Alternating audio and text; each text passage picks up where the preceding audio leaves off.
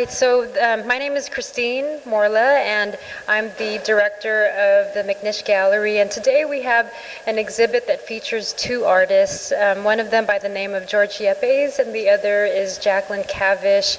And George Yepes is from East LA and has been making work for over 40 years, and he's done several types of murals and commissions throughout Los Angeles, and is part of collections, from all over the world. And he's probably done a few hundred murals in his lifetime, and was part of a group of muralists called the East Los Scapers of Los Angeles.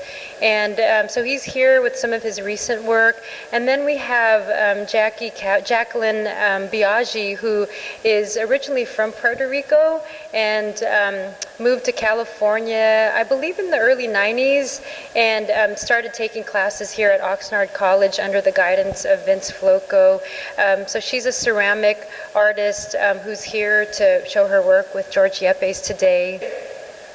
I'm Jacqueline Biaggi, one of the artists exhibiting in this gallery.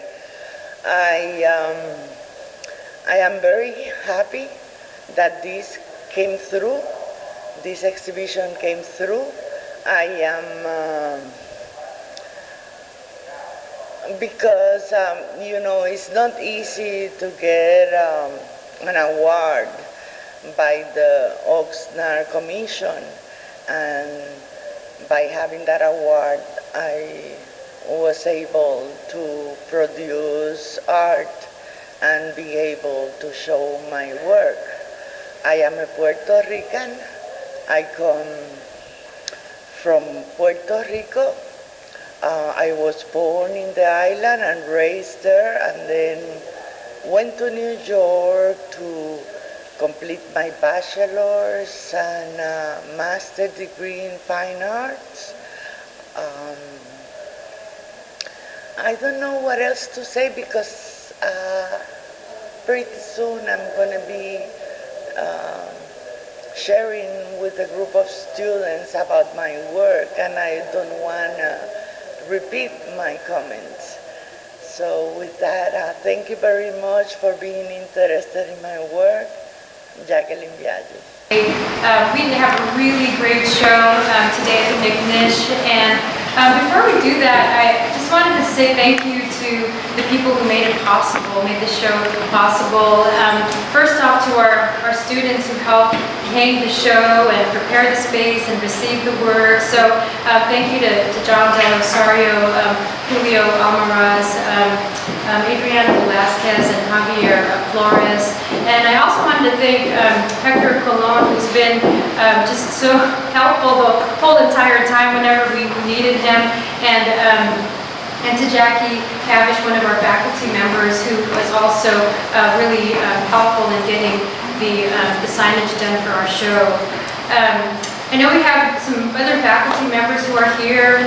I don't know if our dean or our president, if any of those people are here. I also wanted to thank Art Sanford and Dr. Limbaugh and Amy Edwards, our chair, for supporting this program. So we've got like two really important artists who are showing here today. And, obviously, we look at the work and they're two different artists working in two different mediums. So you're probably wondering, why did the director of the gallery pair these two artists together, right? So we have a painter and we have someone who works in ceramic and sculpture. And so initially when Shelley Safran from the English department approached me, she said, well, George Yepes is going to be on campus, and it was serendipitous that Jacqueline Biaggi had contacted me around the same time about an exhibit. So I looked at both of their works very closely to find, even though they look so different at first, there's so many things that they have in common. And I think the most obvious one is how each of them they celebrate the human form and the figure in their own personal ways. So we'll get a chance to hear each of them talk about that. But I also like the primal quality of Jacqueline Biaggi's work in contrast to this really beautiful Baroque quality of George Yepes' work that he's also going to talk about. There's a lot of ornate and decorative elements that we see in both of the work, as well as a commonality in the layering, all the handwork, and the complexity of the surface of both George and Jacqueline's work. So I'm really looking forward to hearing what each of you have to talk about. The other thing I found they both had in common, aside from the aesthetics of their work, is what they each have done in their work lives, you know, and how both of them have contributed immensely in their communities. So we have Jacqueline Biaggi, who, sorry, they're both of you here, but Jacqueline Biaggi, who, you know, is originally from Puerto Rico and in the 1990s came to Oxnard, and after receiving an MFA from Pratt Institute, studied here under the guidance of Professor Vince Floco, and we had the ceramics department. And so she was here for 15 years taking classes, but eventually became you know, a mentor to a lot of the students, and is now part of Cafe on A, where she teaches workshops to the at-risk community. And then we also have George Yepes, who has a very extensive background, and if you all had a chance to see his lecture today, you just got a glimpse of, you know, a fraction of what he has done in his lifetime as an artist and a muralist who was part of the East Los Scapers in the 1980s. And they've done hundreds of murals all over LA County, as well as his background in teaching art to over 2,000 children in you know, at-risk communities in LA. So he founded a mural school in the early 90s and has contributed that way in, among other things he's done as an artist who does commissions and has worked for Warner Brothers, and was also known for his Los Lobos album cover. So there are tons of things that he's going to talk about today, as well as Jacqueline Biaggi. And I'd like to go ahead and give her the floor, and after she speaks, we'll just casually transition that and have George Yepes take the floor. And if you have any questions that you would like to ask the artist, you know, we'll feel free to ask them along the way. So let's give them both a round of applause.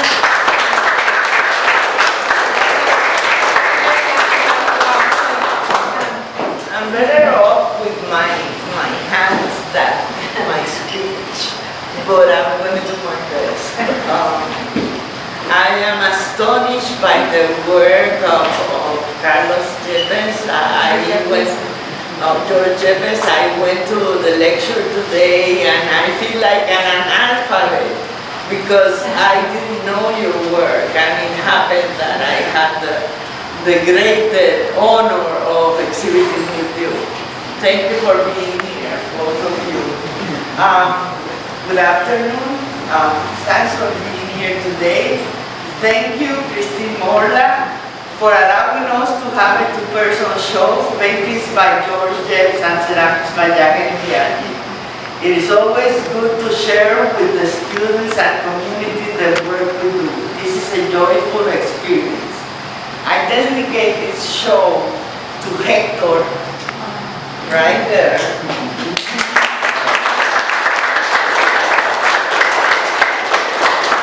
To all my friends and my family. I was born and grew up in Puerto Rico during the 50s. At 18 years of age, during the 70s, I already knew what I wanted to do in life. I had a passion for the arts. My formal education began in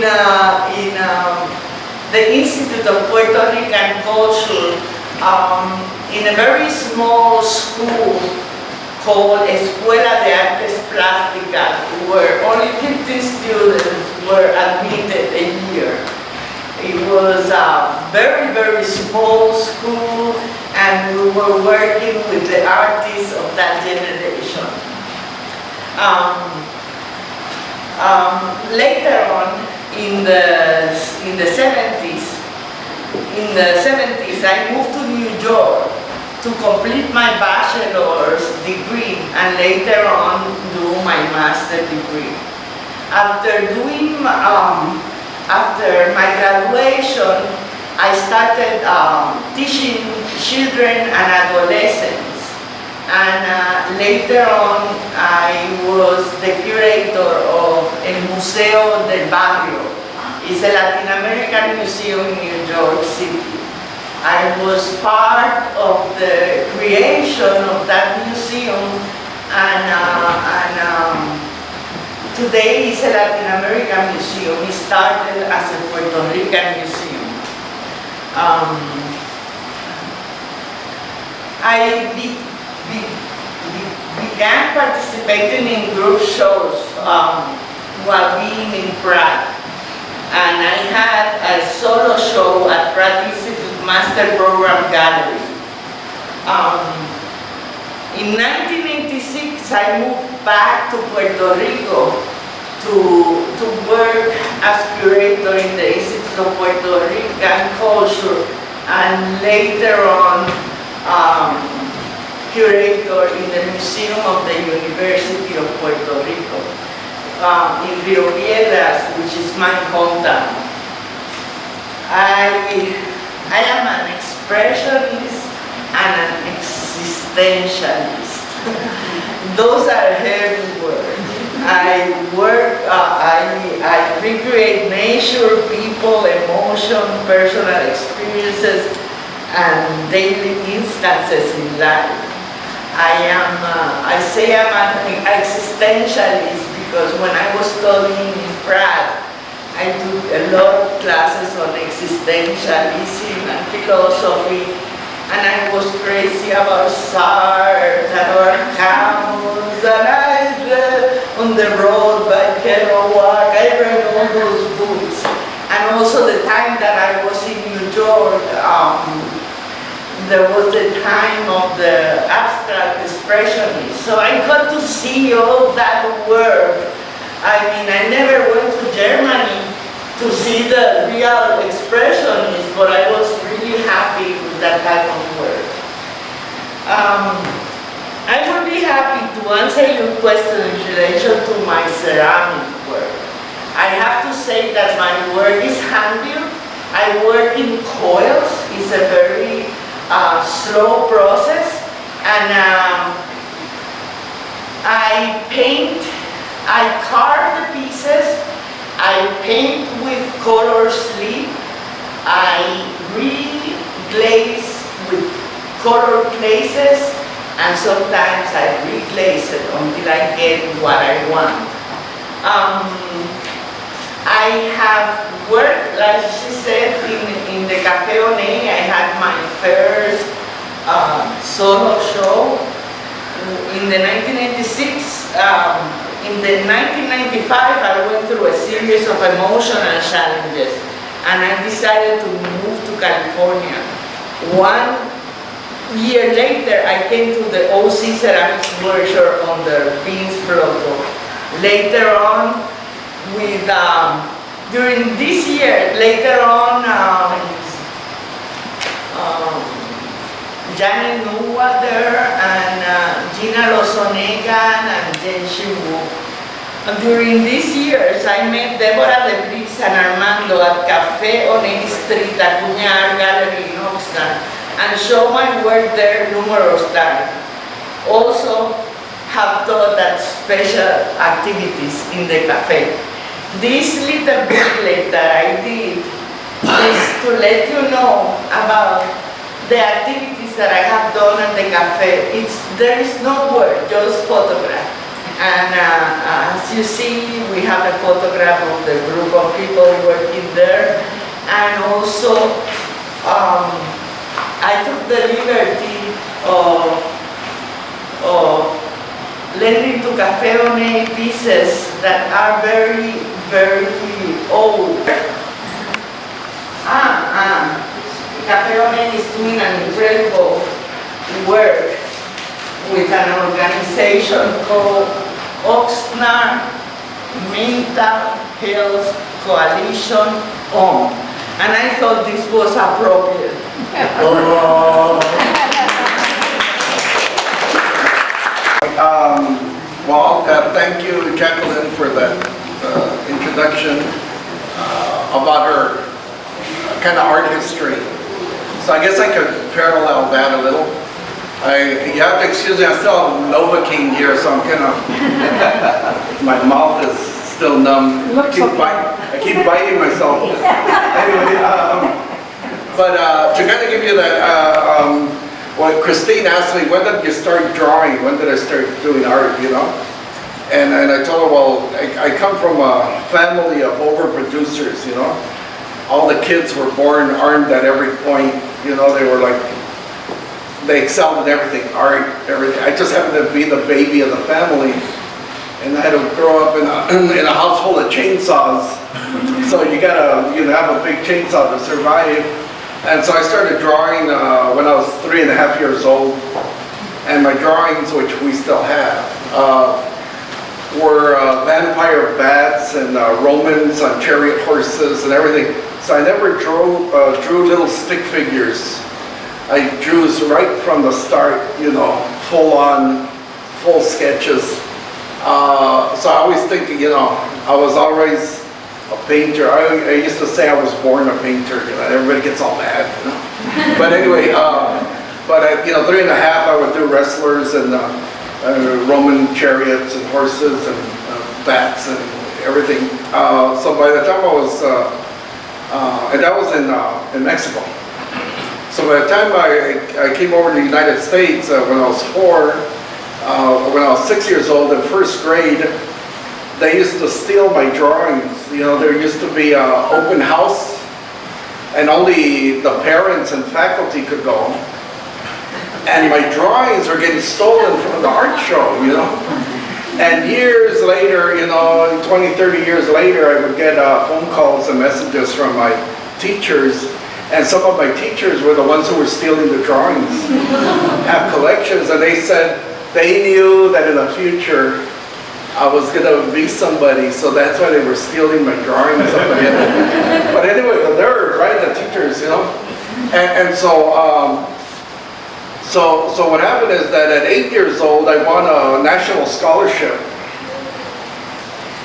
to an art school back east, but I can't say it. Okay, I can't do it. But when they came to give me the scholarship,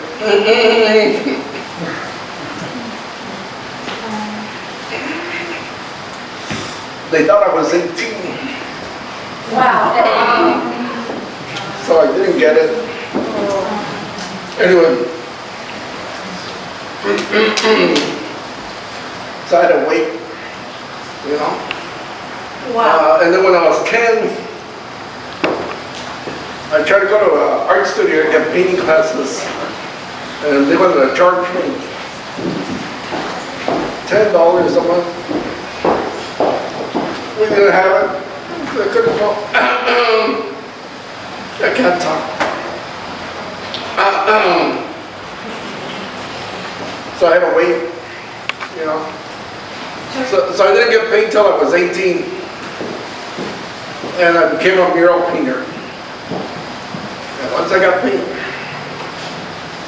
I did 800,000 square feet of murals. Wow. You know, what does that mean? So before I became a gallery painter, so when I hit the anyway, so when I finally hit the galleries, then I had painted gallons and gallons of paint. And in the paintings, I tried to put everything into it. You know, I would put in the murals. And so now I'm more known as a gallery painter than a muralist, but still painting now, right? And so anyway, that's it. You know, so any questions, I'll answer. Sorry, can't believe this whole. I said when I make it, I was going to make an art academy for kids for free. Yeah. So I did it. Yeah, a lot of your murals that you paint, I guess, are outside of building stuff. Do you ever go every few years and touch them up for damage and stuff being outside? It's happening now this year. So the murals that are like 23 years old, I'm going back to restore them now. It's time now. It's time. Yeah. Students to have their work out there, like to make it in the field, like any suggestions or what helped you get your work out there? Like, Well, murals. it's so funny. I always mention this. It's kind of like if you have a carpet company and you have one roll of carpet, you know, you hang on to it for dear life, you know, because all of a sudden if somebody comes in and buys it, then you're like, you're out of business, right? But if you have 200 rolls of carpet, you know, you make a sale, right? People come in and they buy all the 200 rolls of carpet and they go tell everybody, hey, over there you get this thing, you know? And art students do the same thing, you know, a lot of artists, right? They make 4 paintings and they run around trying to get a gallery, you know? And a gallery is a business, right? They don't want to see 4 paintings, they want to see 200, right? And so what happens is a lot of the artists, they want to hang on to their 4 paintings. But also there's Athena, the goddess of painting, up there. And you've got to think that, man, you know, you're like me, I always say I'm the ugliest guy at the bar, and I'm sending her drinks, you know? And sooner or later, she's going to smile at me, right? And so what happens is Athena, you know, when you're a painter, you go over there and knock on the mansion, she opens the door, looks at you and says, well, you're not ready. You know, closes the door in your face. And so you have to pay in, you know, and a lot of times you got to pay in 10 years. It's a lot of painting, right? And then you go to that door, you knock on the door, she looks at you and says, all right, come on in, you know? And then lets you in the living room, and all of a sudden you see there's a bunch of painters in there, you know? She let in all these people ahead of you. They're all sitting around, you know? So she's, okay, you made it in the front door, you know? But then you just gotta keep painting. Then all of a sudden, you know, depending on, you know, how well you do, you know, she goes, all right, come here, you know? I'm gonna take you upstairs. I'm gonna show you a secret over there in that room, you know? And I'm gonna show you a secret over there. And then that room, there's another one. You know, and all of a sudden she starts opening the whole mansion to you, you know? And that's what you want to get to. So you don't want to be the artist that's got the 4 paintings, making slides and bothering galleries, saying, let me in this and that. And the whole time you should be painting, making more art, right? And what happens is, if you're going to be a good sketch artist, you got to do 10,000 sketches. So the sooner you can get those 10,000 sketches out of the way, the sooner you're going to make the great work, right? And then if you're going to do sculpting, the better you can sculpt is the better you can sketch, right? So you better get those sketches out of the way, because then you're going to be able to sculpt.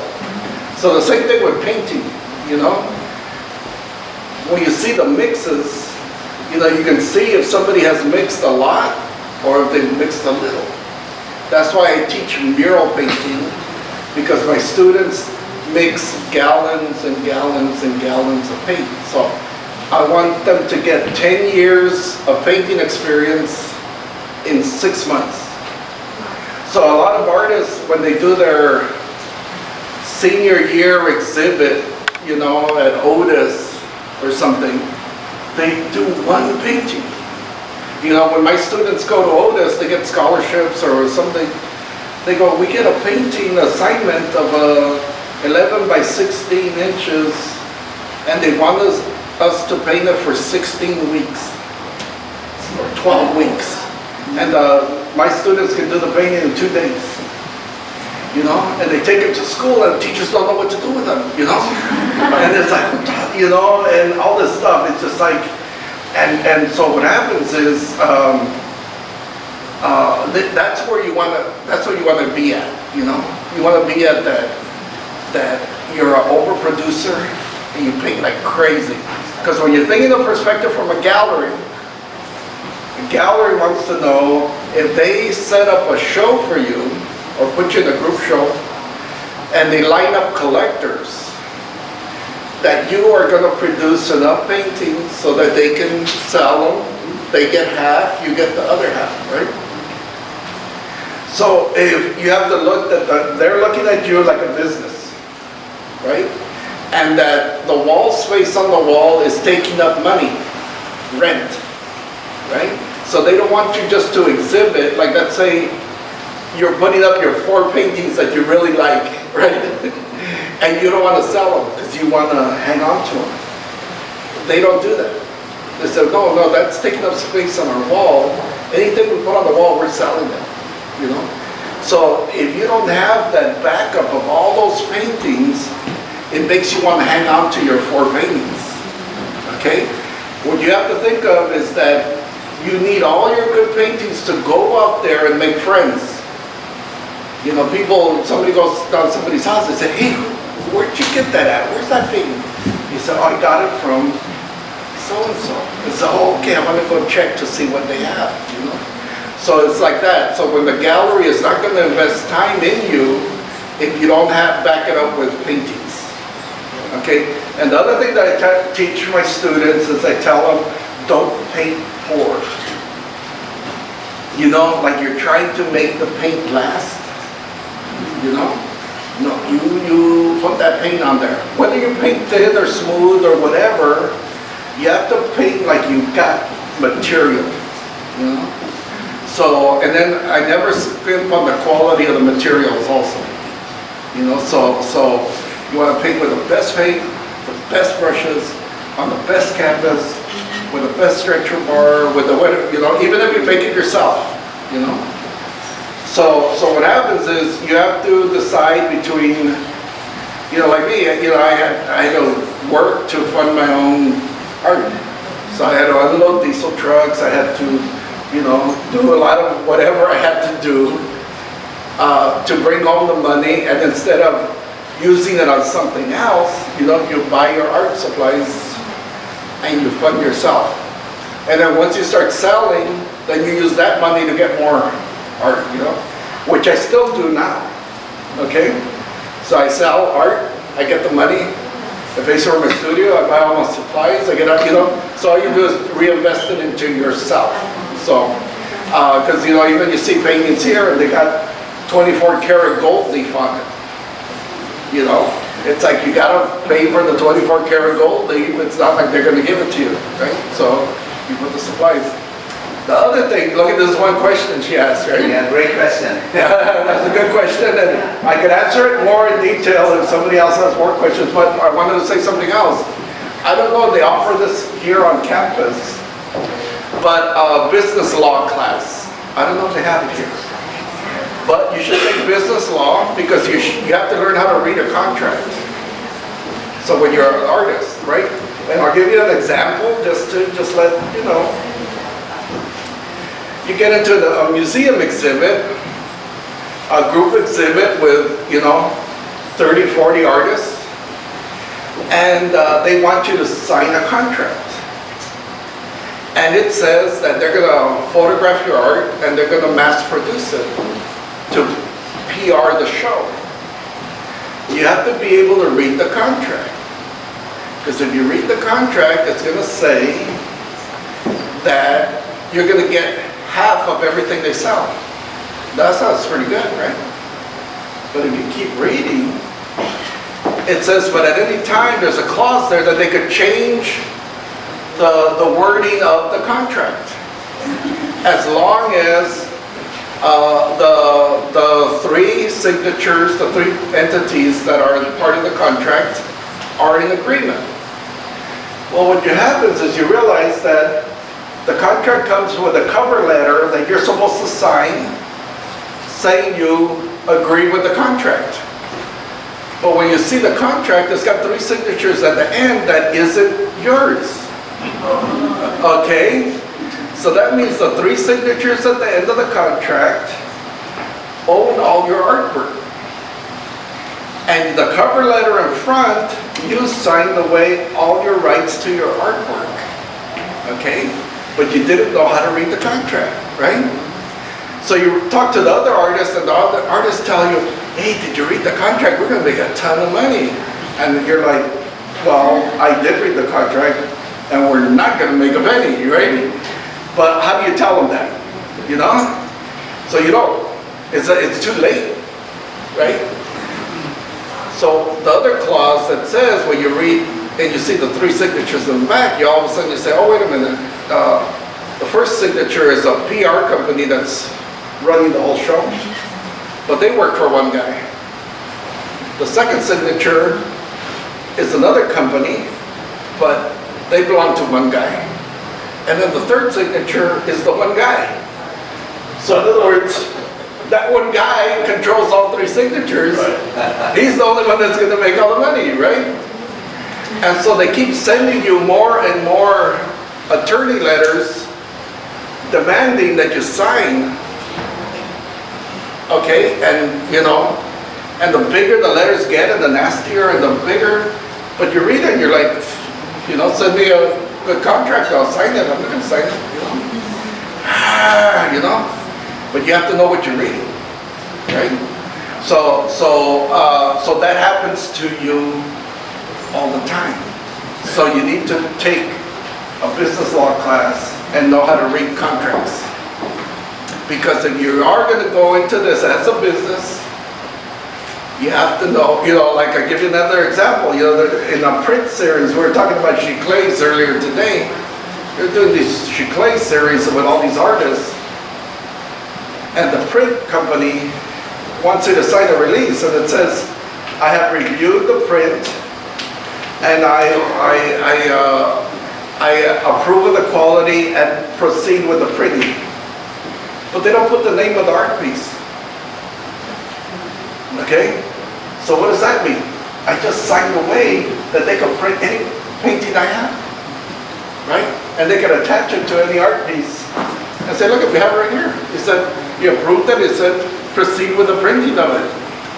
But if they don't add the name of the painting, the year, and that, and the purpose, then you're just giving them a free ticket to print all your stuff, you know, and it happens, you know.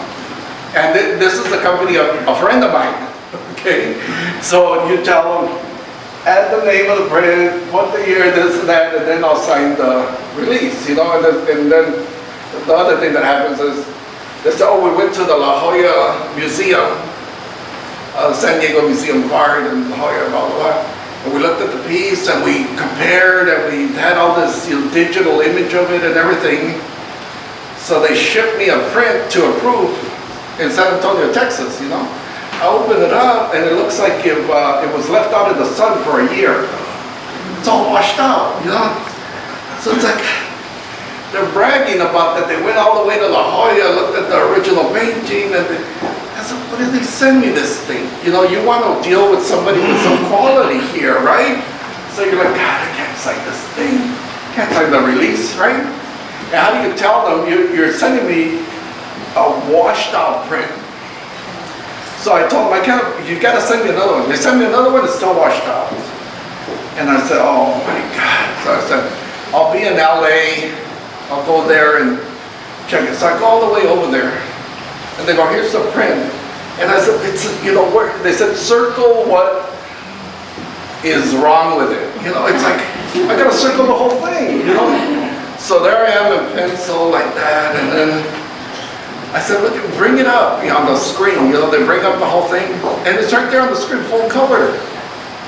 So then I said, well, print that for me. So they go, oh, okay, and then they go like this, and right before they print, they hit this button, and it washes it out, and then they go to print it. I said, no. I said, don't print that one, print the one before it. I said, what is that one? And they go, oh, that's a half print. It saves on ink. You're like, you know, you want to get an ice pick, you know, stick the guy right in the throat right there, you know, it's like, you know, Pancho Villa would execute him right after Mass, you know, in the plaza in front of everybody. Okay, how are you going to make an artist approve a print when you're showing them a half print to save ink? And you're supposed to imagine what it's gonna look like. And I said, no, print the whole thing full color right now. How long will it take? They go, 45 minutes. I said, okay, I'll be at the restaurant at the corner. Call me when it's ready, you know? I come back, there it is. And look at that, I had to go from San Antonio, Texas to Los Angeles because the printer is showing me a half print. Now, what do you do about that? Now, is that awful or what? Right, you know? And then when I see him at the opening, he says, oh, you're my favorite artist. And I'm like, you know, trágame tierra, right? You know, you're like, oh my God. So it's kind of situations like that, one, I never knew about half print, you know? Two, you know, you have to know who you're dealing with. And then, you know, three, you have to learn contracts, you know? So there's a lot of stuff like that. But primary is you have to do the work. And Athena doesn't let you take shortcuts. Every time I try to take a shortcut, I have to do it double. And it comes out better, actually. So did that answer your question? Yes. Hello, this is George Yepes. We're at Oxnard College. We had a lecture today and an exhibit opening. And you can follow me at georgeyepes.com on the internet.